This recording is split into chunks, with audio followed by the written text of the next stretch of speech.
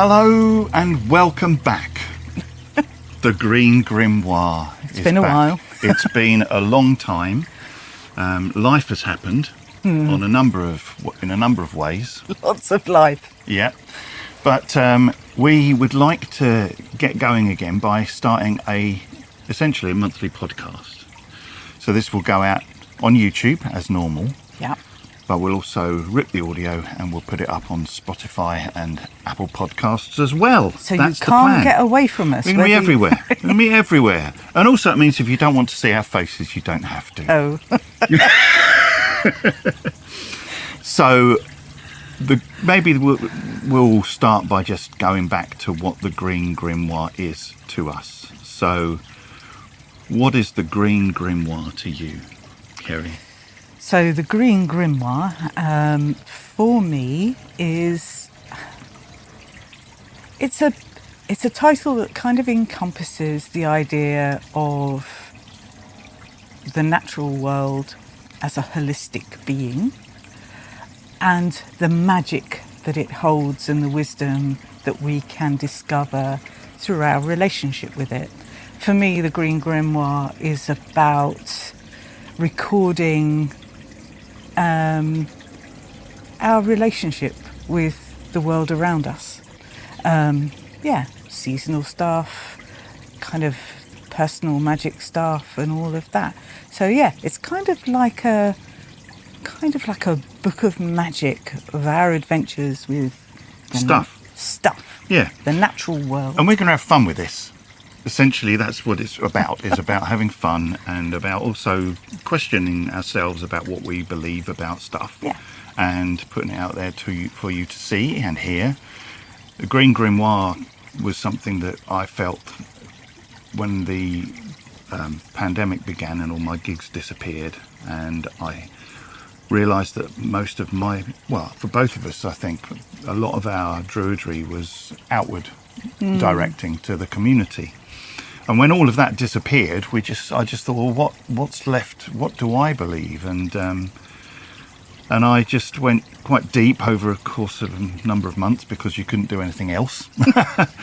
And, just came to the conclusion that really the source of it is animism and the relationship with the natural world around us.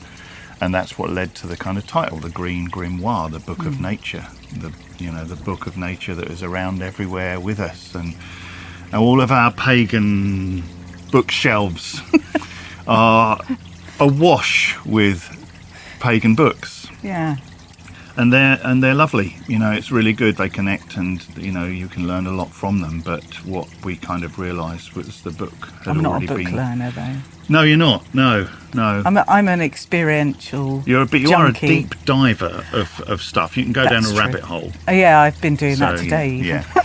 So that's cool, But basically, the book has already been written. It's all around us, and a huge part of this pagan path to me is about connection and about relationship. And you get that through direct experience and not necessarily through pages in a book. So that's the Green Grimoire. Yeah. And what it means to us. Every time I say nature, I get Graham Harvey in my ear, who is a wonderful, wonderful man. If you've not read or listened to any of his stuff, thoroughly recommend him, and he's just a gorgeous man anyway.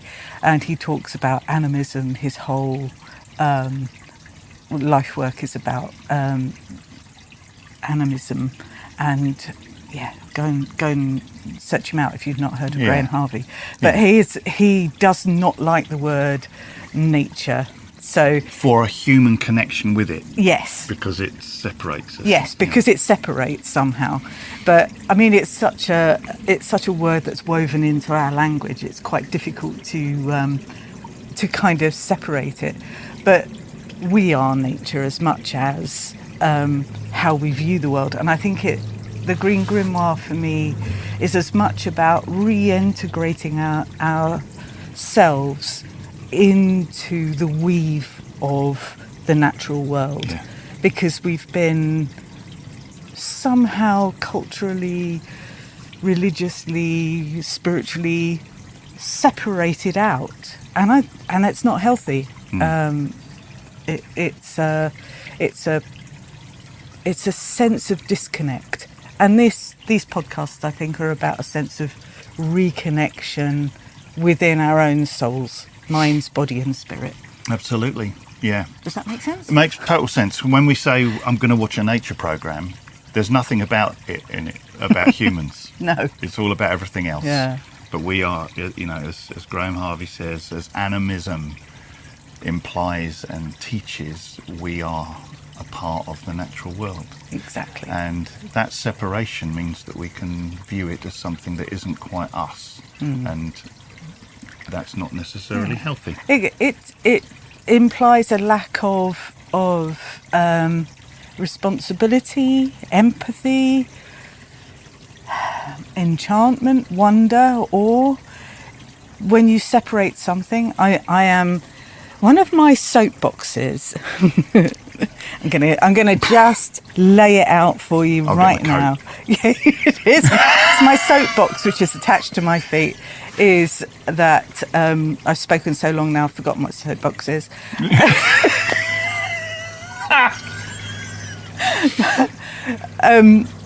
I know, really have lost my train of thought now because I tried to justify. But basically, a mechanistic, rational mindset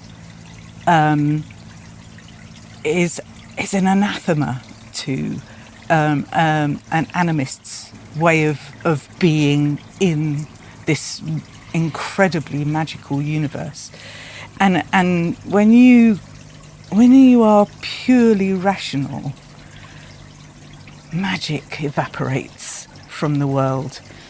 And that is one of the things about the Green Grimoire for me, is about re-enchanting my landscape, and keeping that sense of wonder.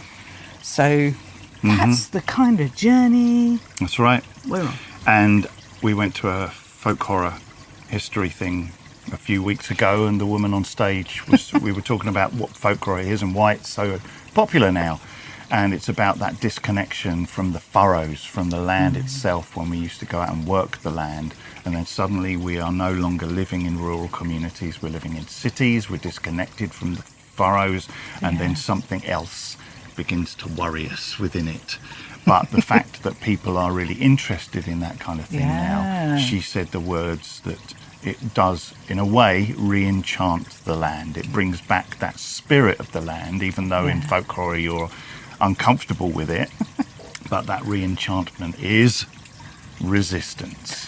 Re-enchantment is resistance. And I thought, I really love that. I love that idea. We're rebels, man. Yeah, that's it. So that, my friends, is the Green Grimoire. So that's what we're all about. That's what we're all about with this channel and this podcast. But what is going to happen in just a few days' time, and the date at least, is going to be Lughnasadh, Lammas. And we thought we'd talk about our feelings about that particular festival as it's just on the horizon. Maybe when you get this, it might be over. I don't know. It might be, but it's around this time. Yeah. So, first harvest, first cutting of the corn.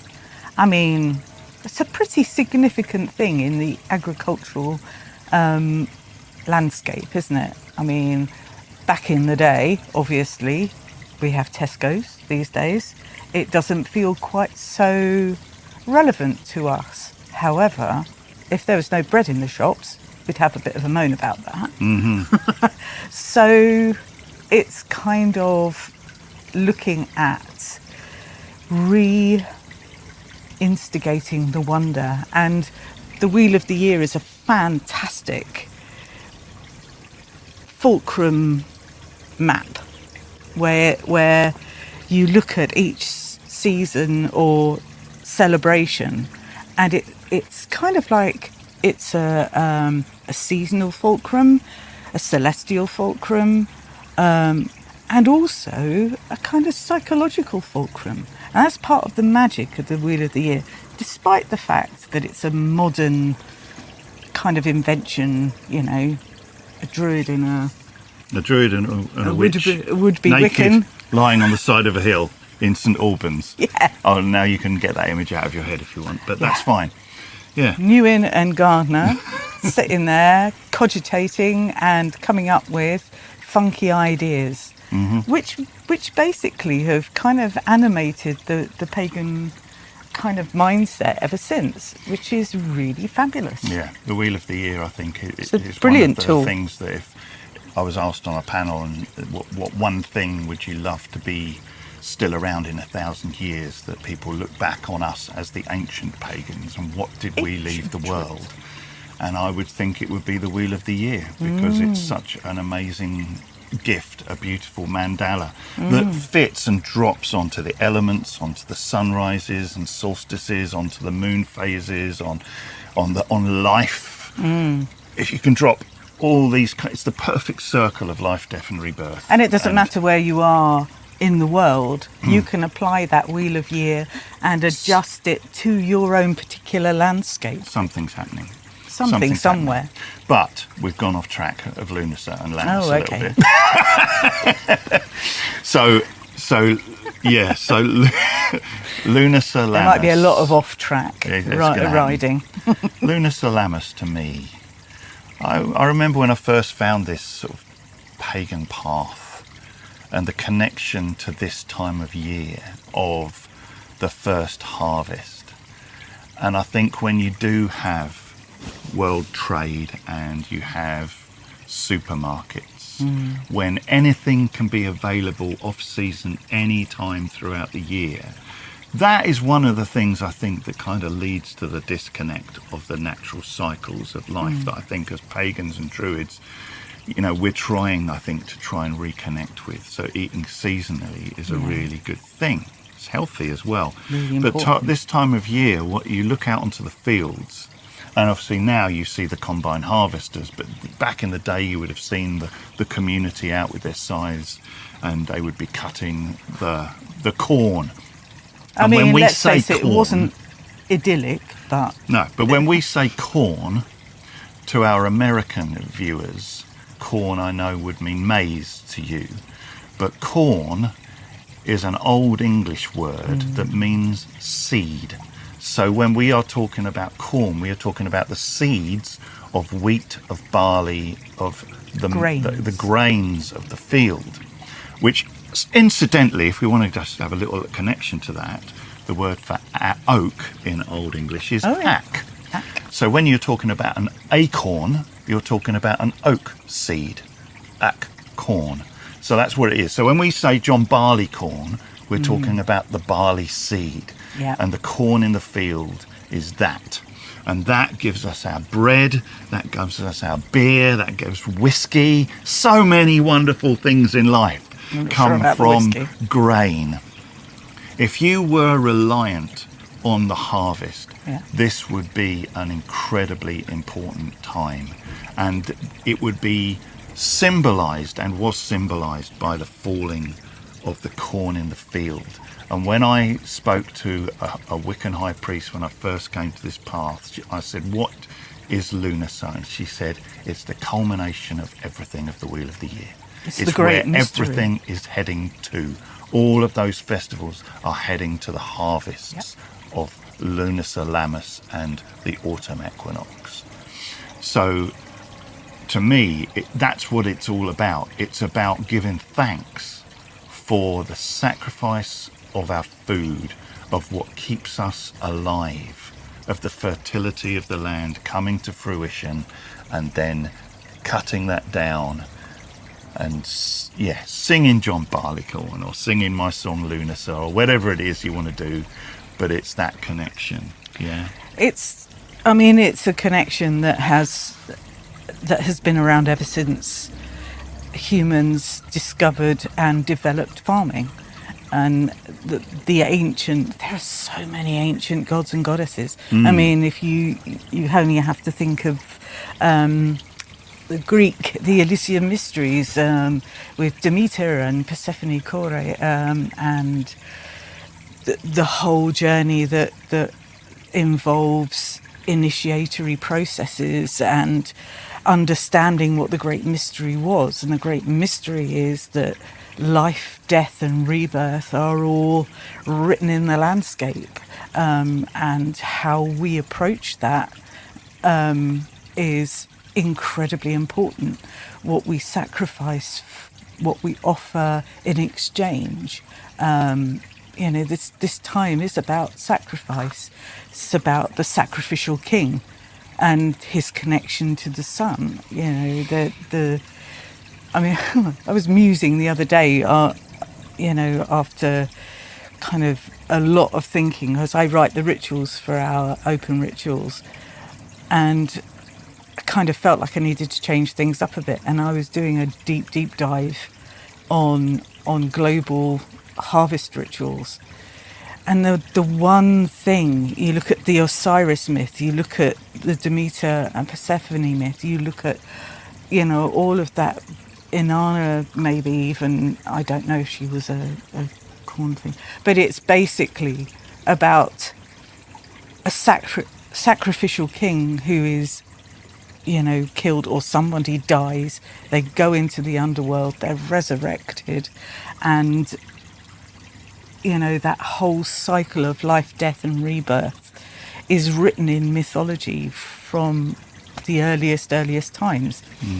And it's just such a powerful psychological thing to me. And there's that sense of Isis and her magic to bring Osiris back, and the I love the ceremony of when the corn was cut, they made an Osiris, like a mummified version with the seeds all spread in, and then put him in the underground, into the ground, and he would then obviously sprout eventually.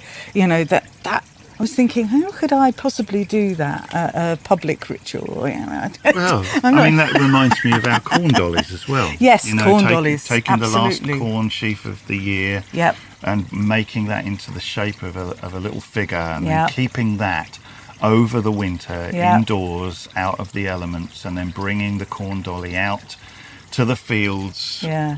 And that's the first thing that is planted back in the furrows before the seeds are planted for the next, grain harvest.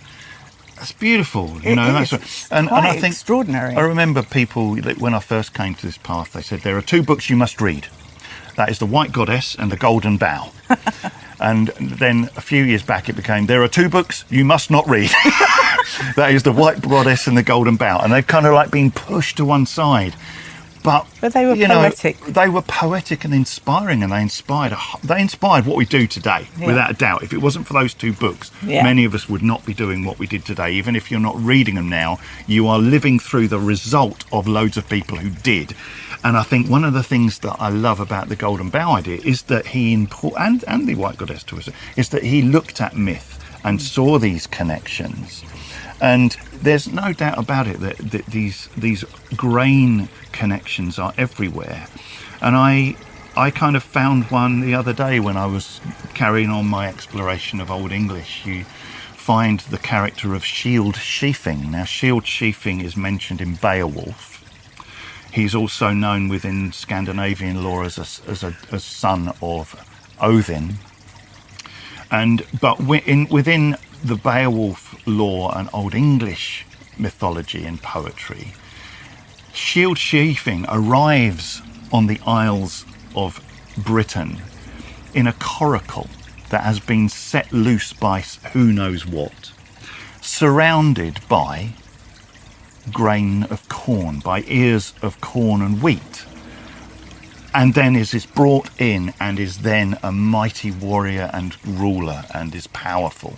But no one knows who it was who just put them in that coracle, surrounded by wheat, and set them off on their journey to then rock up on the Isle of Britain. Sounds like the first farmers arriving, doesn't it? But, well, it might be that.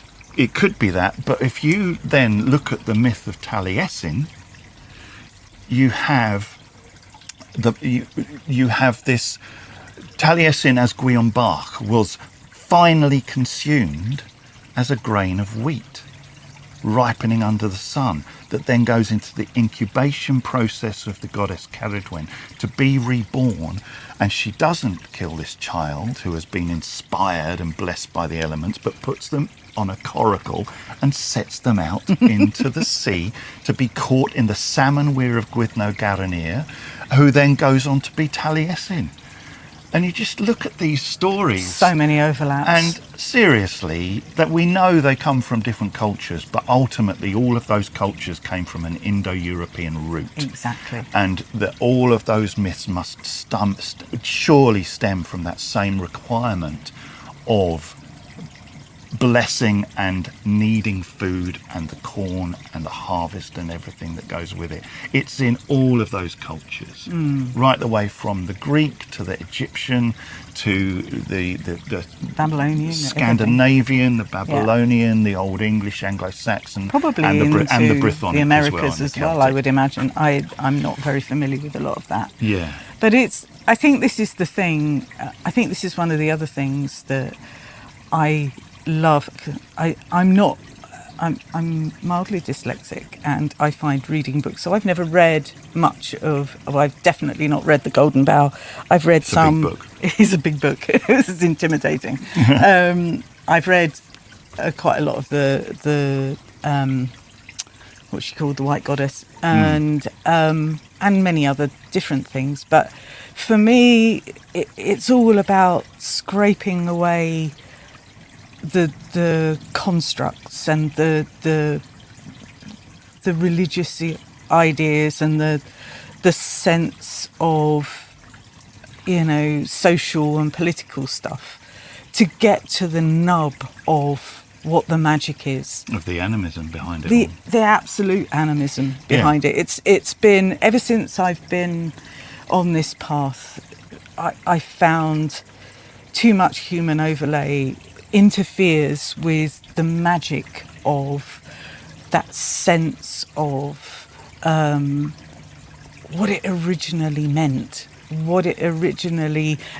to the person who didn't have Tesco's back in the day, the person who was afraid of going through the winter and not having enough food, of watching their children and their tribe starve.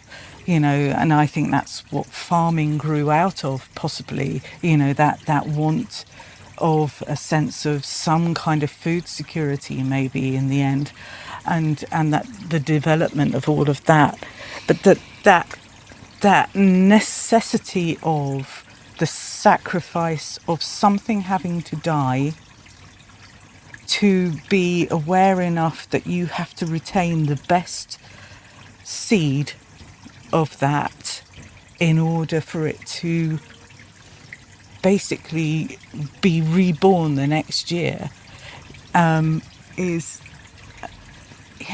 that's the fundamentals of this time of year, the first harvest. That's the magic, and that's the power of where you dig deep into your own landscape to find those mythologies or that story that's living within your own landscape, wherever you might be. You might be in the Australian outback or in a jungle somewhere, but there will be something that replicates that aspect of that story. Aeroplanes. We live near a small but noisy, what do you call it, airport? Yes, we live under Shoreham Airport's flight line, so that might happen while we're doing these out here. Possible. Yeah. Anyway. So if I think about the corn in the field, which is actually what the symbol to me of Lammas Lughnasadh is the corn in the field being cut. And if every single piece of corn has a spirit through animism, it's a field of persons. But also within animism, there's the idea that a group of persons can also have a spirit. Yes. So a tree, an individual tree has a spirit, but a woodland also has a spirit of the combined spirits of the woodland. Yeah. And that goes again for the field of corn. It is a community that creates a spirit of that field. And we call that spirit of the field, and we have called that spirit John Barleycorn over the years. Yeah. And so that song that I think is probably written down, I think in the 12th century, I think it was, old song about the transformation of the falling of the corn, is just such a wonderful gift from the past to have that relationship with. And when we have our ceremonies, we write in a person who will represent John Barleycorn, who is holding the grains of wheat in their hand and is then cut by the goddess, and the grains of wheat will fall to the ground to become the next year's growth and the like. And it really is It's powerful. the culmination of the planting, growing light. Which kind of says, okay, so Lughnasadh and Lammas are the two names that this festival is known by. And Gul Aust, I think that's how you pronounce it in Welsh. Sorry for the pronunciation. The eve of August. Lughnasadh in Irish is the name of the month of August, and not just the festival.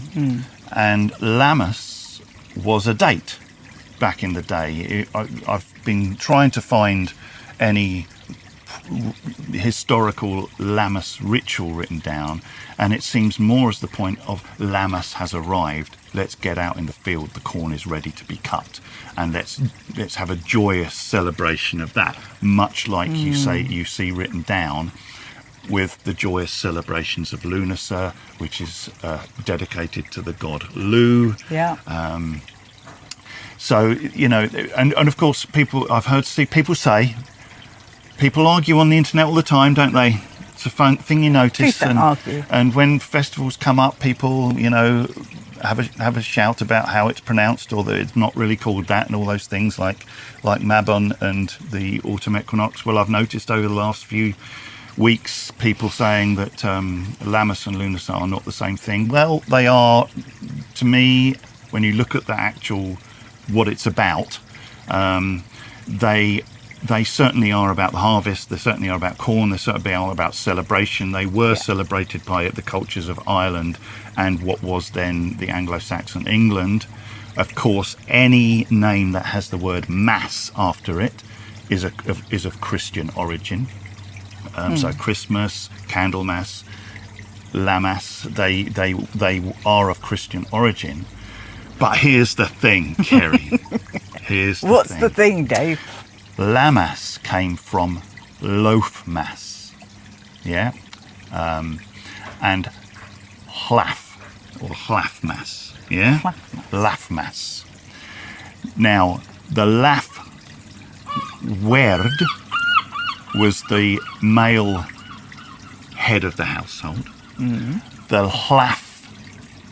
hlafadi was the female household head, which were over the years shortened to Lord and Lady. Is that how they were pronounced? That sounds different to what you said I earlier. probably have, yes. I know the hlaf word is okay. Right. Yeah.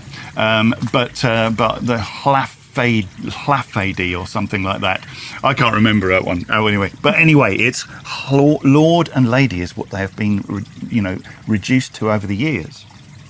And we also know, what do Frey and Freya mean? Lord and Lady. They mean Lord and Lady.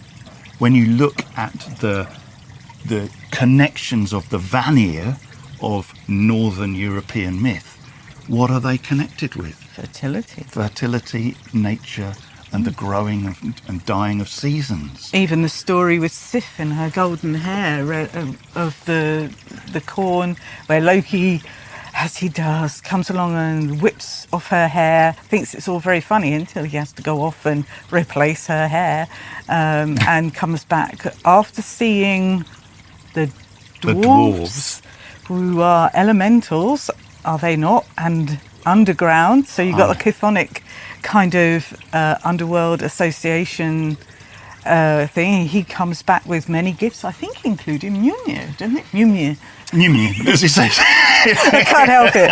It's the Thor films. It's the character in there when she can't say Mjolnir. Probably Mjolnir.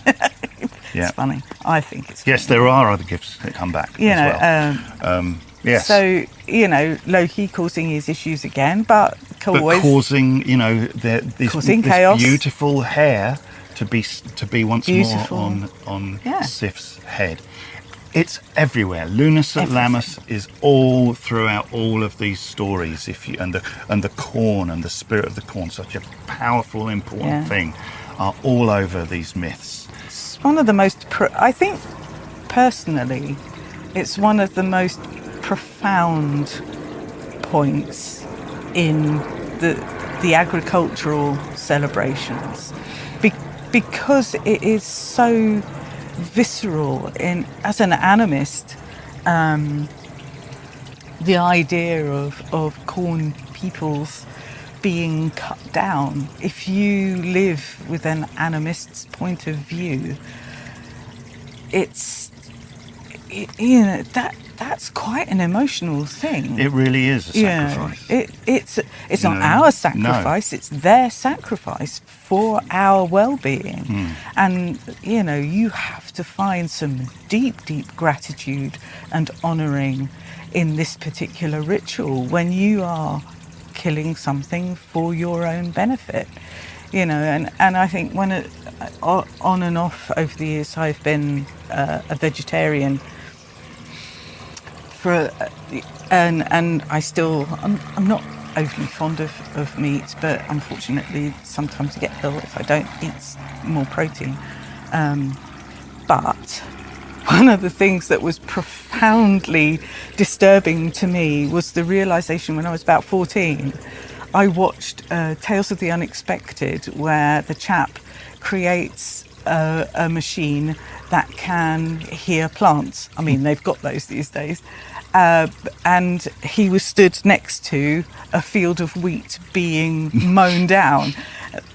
I mean, and I was my 14-year-old self chopping up carrots in the kitchen, bawling my eyes out, going, "This carrot is alive." It's like, it's true. This is this thing, and it was at that point that I became profoundly aware of the things that I put in my mouth, and I am entirely grateful for everything that is sacrificed for my well-being. And I think that this is one of the magical connections, one of the relationships between our bodies and the bodies of other than human persons, including carrots or corn or whatever that may be. It's easier to have some kind of empathy with a tree or but chopping up your carrots, that doesn't always occur to people. It's just so workaday. But that's a profound relationship. Every single day. It's the food that goes into your body and is transformed. So we have a little Lughnasadh every single day. Yeah, but that's it for me. It is a festival of Thanksgiving for the first harvest. We'll talk about the autumn equinox on another show, but that's what Lughnasadh feels it is to me. In fact, the Wheel of the Year is that to me, and I went with my personal connection with the Wheel of the Year. It's not about it's a little bit about my personal journey, obviously, about asking for things to come to fruition in my life as the seasons turn, as we do with our magical workings. But ultimately it is a cycle of of connection and thanksgiving for the fertility Acknowledgement of this amazing planet that we live on. When you look out at the stars and you think, well, maybe we don't know if there's life anywhere else. Well, look at the paradise that we have and how we treat it, and that's a whole new conversation. I don't really want to go down a negative route on that. Not. But ultimately, it is about that connection and about that thanksgiving for what we have. Yeah, absolutely. For in the end, everything eats everything else. It doesn't matter what you are or how you buy and eat your food. Ultimately, everything on this planet consumes something. And I think it's about taking responsibility. Relationships are about responsibility, and that there's a word that is used a lot these days, and that's reciprocity. That sense of exchange, and that's a powerful thing. I'm sorry, I'm just being distracted by one of the beautiful little hoverfly moths that we have in the garden at the moment. That's amazing. It's so beautiful. It's Squirrel. But it's that sense, it's keeping that sense of wonder, it's keeping that sense of exchange, and keeping that sense of responsibility. Gifts are as much a responsibility to be used and to be honoured as they are a nice thing to have. Yeah. So So we don't. So that's Lughnasadh. Yeah, neither of us mind if you call it Lughnasadh or Lammas. To be honest with you, what we're Couldn't far care less. more important to us is How what you your feel about connection it. is to it and how you celebrate it. So feel free to pop those in the comments. Yeah, how you please do. celebrate Lughnasadh, that kind of thing. Love That's to know what- how you celebrate. Yeah. That would be amazing to have. I think one of the other things we want to do with the Green Grimoire is to have that kind of sense of shared community and sense of wonder. And it's like, well, this is how we think about it. This is how we feel about it. This is how we celebrate. Please feel free to share. Please feel free to give your kind of versions of wherever you live in the world. What are your traditions? Because I love that stuff. Absolutely. And we want this place to be a place of peace. Yes. So we will, as much as possible, keep any talk of any of the annoying stuff that I'm sure you are aware of in the world right down, and just focus on nature connection, on reconnecting to the natural world, and bridging that gap between us and the great big whatever it is, in whatever way that you connect with that or them or whatever. And we have instigated something from the moots that we set up ages ago. I think it was our good friend Heidi who came up with the idea, wasn't it? Yes, think so. It was in the moots. It was called the Jam Jar of Possibilities. And what we're going to do is instigate the jar of inspiration. Yes, cauldron. The green cauldron of Green inspiration. cauldron-y jar of inspiration. It's got sunflowers and things all over it, and it's fab. I like it a lot. So in here are little folded up bits of paper that we have kind of thought, what should we talk about on this podcast? What should we do? And so we wrote all these things down on these bits of paper, and at the end Pagan of each tombola now. at the end of each podcast we will pull one of these, and that will give us the topic for the next podcast. Yeah. That's the plan. That is the plan. So, there it is. More aeroplanes. Yeah. Okay. So, would you like to do the honours? Drum roll, please. One-handed jump roll.